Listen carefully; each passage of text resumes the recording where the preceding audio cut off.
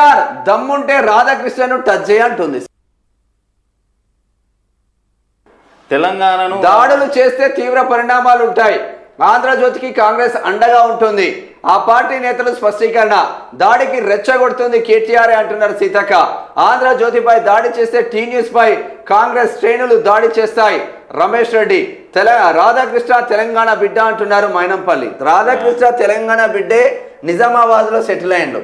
కానీ ఆయన పూర్వ పొలాలు మనం పరిశీలిస్తే ఆంధ్ర కమ్మ సామాజిక వర్గానికి చెందిన ఆయన వార్తలను పరిశీలిస్తే మొత్తం ఆంధ్ర వార్తలు పచ్చ మీడియా చంద్రబాబుకు సపోర్ట్ ఉంటున్నారు కానీ ఎవ్వడికి సపోర్ట్ ఉంటారు. తెలంగాణను వ్యతిరేకించిన ఈ మీడియాకు మొన్న బీజేపీ అధ్యక్షుడు రామచంద్రరావు సపోర్ట్ అంటాడు.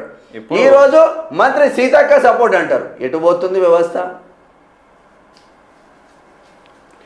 ఇక చర్చకు రమ్మని ఢిల్లీకి పారిపోవడం రేవంత్కు అలవాటే. రచ్చ తప్ప చర్చ చేయడం రాదు. నువ్వు రాకపోతే డిప్యూటీ సీఎంను లేదా వ్యవసాయ మంత్రిని పంపు.